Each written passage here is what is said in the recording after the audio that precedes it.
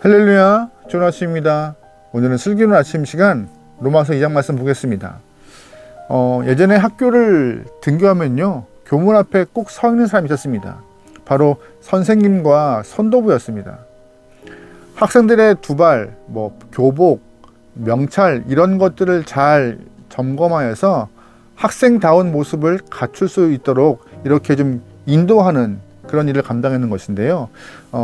선도부들도 같은 학생이었지만 조금 더 이런 권력이라고 할까요? 자리라고 할까요? 위치라고 할까요? 그런 것들을 이양받아서 조금 학생들에게 좀 권위, 위화감 이런 것들이 좀 있는 상태였어요. 선도부는 오히려 더 교칙을 잘 지키고 학생들에게 귀감이 되어야 될 그런 위치에 놓여 있는 것이죠. 그런데 간혹 선도부임에도 불구하고 교칙을 잘 못 지키고 방종으로 자신의 삶을 이끌어가는 친구가 간혹 있었어요. 오히려 그런 친구들은 일반 학생들에게 질타를 받거나 손가락질 당하는 일이 있었죠. 근데 이러한 모습이 학생들의 세계에서만 있을까요?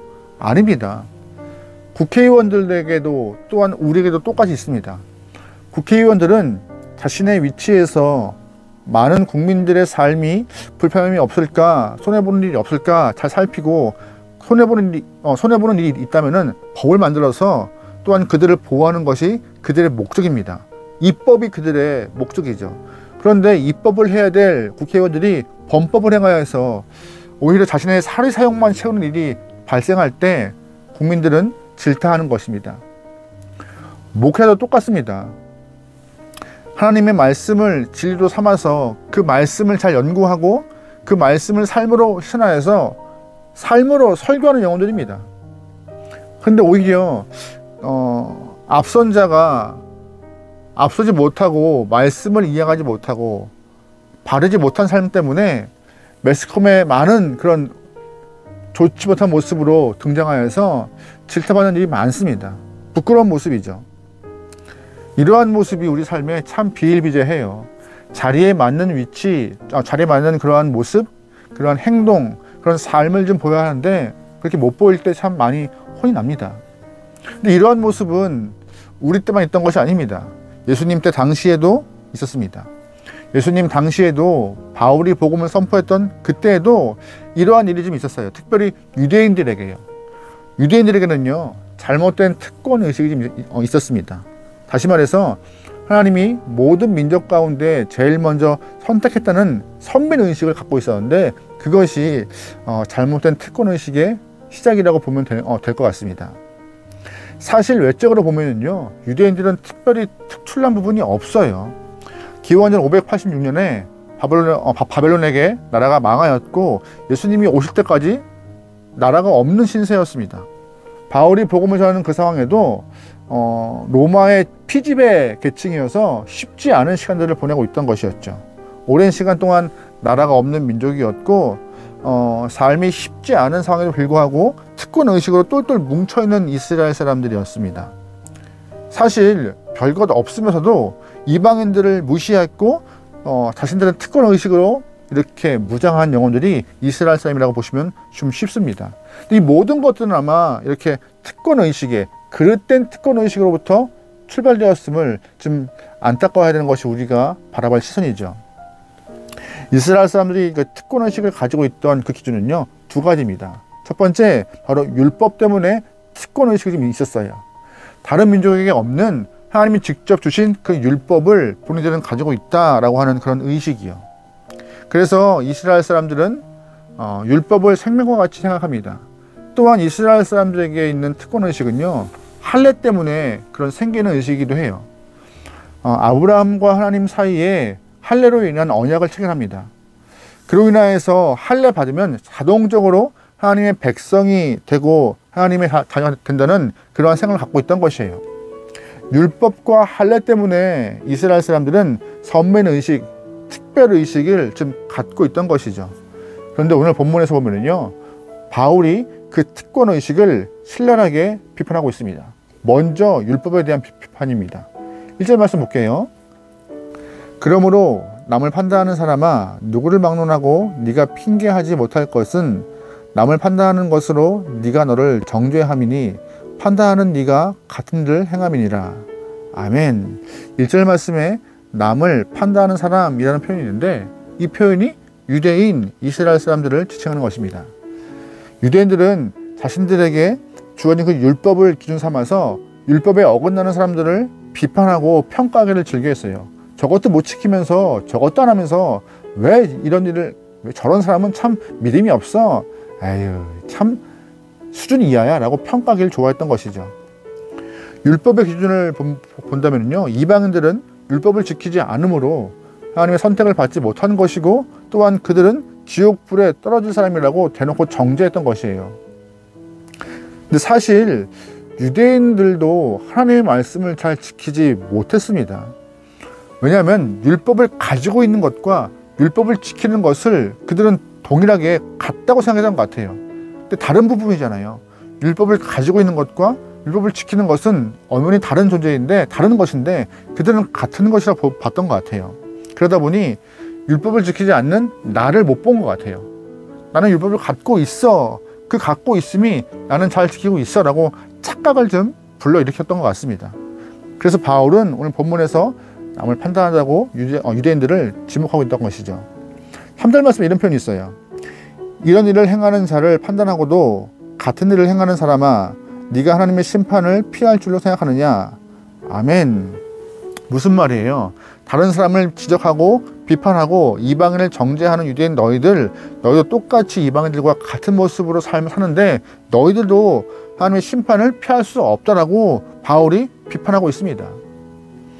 오늘 이 말씀을 보면서 우리가 우리의 삶을 좀 점검하면 좋을 것 같아요. 우리는 하나님의 은혜로 먼저 신앙인이 된 사람들입니다.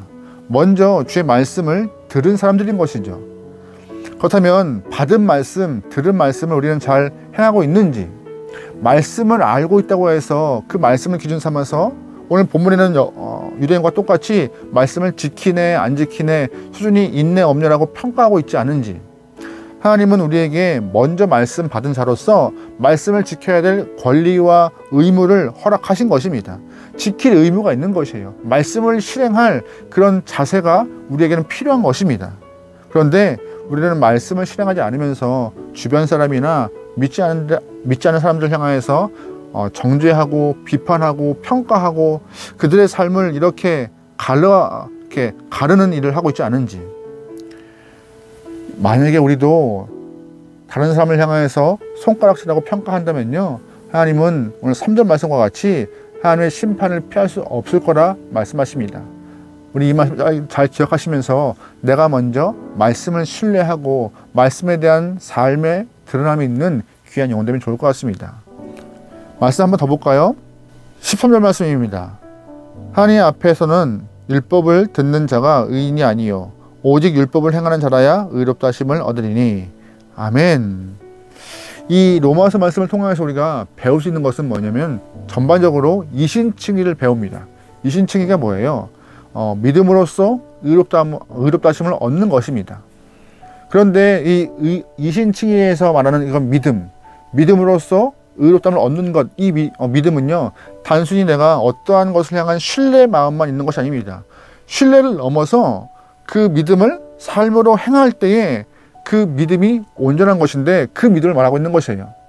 이신칭에서 말하고 있는 믿음은 행위 또한 포함되어 있는 것이에요. 저 사람 믿음이 있다 라고 말할 때 그 믿음을 삶으로 잘 드러날 때, 행할 때, 실천할 때 그 믿음이 있음을 말하는 것 같이 이신칭의도 그런 뜻이에요. 그런데 이런 의미에서 우리의 믿음을 다시 돌아볼 수 있기를 점검하게 소망합니다. 하나님 말씀을 듣는 것 즐겨하죠. 또한 공부하는 것 행복해하죠. 그 말씀을 행동으로 옮기고 실천하는 것, 근데 거기에도 즐거워하고 행복해하는지 지금 우리가 돌아보면 좋을 것 같아요. 분명히 말씀은 율법을 듣는 자가 의인이 아니라 율법을 행하는 자가 의롭다라고 말하고 있는 것이에요. 이게 이신칭이잖아요. 믿음으로 의롭다함을 얻는 것이요. 예수님 시절에 수많은 율법학자가 있었습니다. 그들은 율법을 잘 알고 있었어요. 그런데 예수님 때에 그들을 비판하고 계셨어요. 왜요? 알고 있는 것이 많지만 행함으로 율법에 대한 이행이 없으니까요. 아는 것과 행함은 별개의 모습 때문에 하나님은 그들에게 율법 정신을 이행하지 못하였음을 꼬집고 있었습니다. 율법 정신이 뭐예요? 위로는 하나님 사랑, 아래로는 이웃 사랑. 이 간단한 율법 정신을 실행하지 못하는 사람이 많았기 때문에 하나님은 그들을 외식자라고 꼬집고 신랄하게 비판하신 것입니다. 우리는 이 말씀을 보면서 오늘 말씀을 가운데 말씀을 잘 드러내고 있는지 자신의 삶을 좀 반성하고 우리의 믿음이 표현될 수 있기를 노력해야 할 것입니다. 또한 바울은 본문에서 할례에 대한 이야기도 해요. 23절에서 25절 말씀입니다. 율법을 자랑하는 네가 율법을 범함으로 하나님을 욕되게 하느냐? 기록된 바와 같이 하나님의 이름이 너희 때문에 이방인 중에서 모욕을 받는도다. 네가 율법을 행하면 할례가 유익하나 만일 율법을 범하면 네 할례는 무할례가 되느니라. 아멘. 방금 말씀에서 바울은요, 말씀과 즉 율법과 할례를 연결시켜 설명합니다. 그런데 이스라엘 사람들은, 유대인들은 이 율법 따로 할례 따로 떨어뜨려 놓고 생각했던 것이에요. 무슨 말이에요? 나는 이미 내 몸에 하나님과 아브라함이 언약을 맺었던 그 표시 할례가 있으니 율법의 실행 유무와 상관없이 나는 그냥 이미 내 몸에 할례의 자국을 통하여서 하나님 백성이야. 말씀 좀 덜 익혀도 내 몸에 표시 있으니까 하나님 이해하실 거야 라는 그런 교만함이 있던 것이에요. 근데 바울은 이스라엘 사람들의 마음을 틀렸어. 그거 아니야 라고 정확하게 꼬집고 너희가 율법을 안 지키고 있으니 너희 할례 무할례랑 마찬가지라고 그렇게 말하고 있는 것이죠. 이 말씀이 오늘 2장 말씀의 교훈이에요. 우리가 교회를 나와서 세례 받는 것이 끝이 아니에요. 저희 같은 사람들은요, 목사 안수 받음으로 끝난 게 아니잖아요. 세례 받은 이후에 더욱더 하나님 마음에 합하게 우리의 신앙을 이끌어가는 것이 성도의 목적이고, 목사들의 삶은 말씀을 아는 것만큼 삶에서 말씀을 드러내도록 사는 것이, 아는 것만큼 살아가는 것이 우리의 목사들의 삶입니다. 근데 세례 받은 것이 끝이고 안수받음이 끝이라고 생각해서 방종하는 모습 옳지 않다는 것이에요. 우리가 말씀을 공부하는 것 좋아하죠. 말씀을 듣는 것 행복해하죠. 하지만 그거와 수반되게 듣는 것만큼 또한 공부하는 것만큼 행하는 것도 즐거워하고 표현하는 것도 행복해하는 것이 성도의 모습인 것입니다. 2장 말씀에서 초반에 이스라엘 사람들에게 말씀을 통하여서 너희가 이방인들을 정죄한다, 판단한다 말하잖아요. 요즘엔 우리가 오히려 더 정죄받고 판단받아요. 믿지 않는 사람들이 너희 신앙인으로서 어떻게 살아가는가, 무슨 말 하는가 눈 동그랗게 뜨고 봐요. 우리의 실수 한 번이 뭐 신앙인이 저래, 에이, 뭐 이렇게 지금 그러한 눈빛으로 볼 때가 있잖아요. 저와 여러분은 그런 정죄함을 받지 않게 소망합니다. 오히려 율법의 정신, 하나님 사랑과 이웃 사랑을 잘 드러내야 해서 역시 그렇지, 신앙에는 뭐가 달라 하는 평가하게 소망해요. 솔직히 말씀드려, 우리가 다른 사람들 눈을 의식하여서 이렇게 말씀을 실행하는 것보다 허락하신 하나님의 은혜 때문에 말씀을 실행하는 것이 더 행복해하는 사람들입니다. 우리도 말씀을 먼저 들었고 말씀을 받은 영혼들이에요. 거기에 행복감을 느끼고 살아갈 수 있는 저와 여러분 되어서 하나님께 평가받기 소망해요. 하나님께 잘했다, 수고했다, 애썼다. 성도답게 여러분의 삶이 아름다운 모습으로 오늘 하루가 빛나길 소망합니다. 신앙인답게 열매를 통하여서 하나님의 마음이 표현되길 소망합니다. 오늘 하루 여러분의 눈과 입과 손과 발 모든 것이 다 말씀을 잘 드러낼 수 있는 주님의 도구 되기를 주님으로 축원합니다. 아멘. 기도하시겠습니다. 하나님, 먼저 신앙인 되어서 주의 은혜를 누리고 있는 영혼들입니다. 말씀을 먼저 받아서 말씀의 크심을 알고 있는 영혼들입니다. 그러기에 아는 말씀만큼 행하고 받은 은혜만큼 실천하여서 주님의 기쁨된 삶을 살게 도와주옵소서. 우리의 눈과 귀와 입이 하나님의 마음을 기쁘게 하게 원하오니 오늘 우리의 삶을 주장하여 주옵소서. 모든 걸 맡기오며 예수님의 이름으로 기도합니다. 아멘.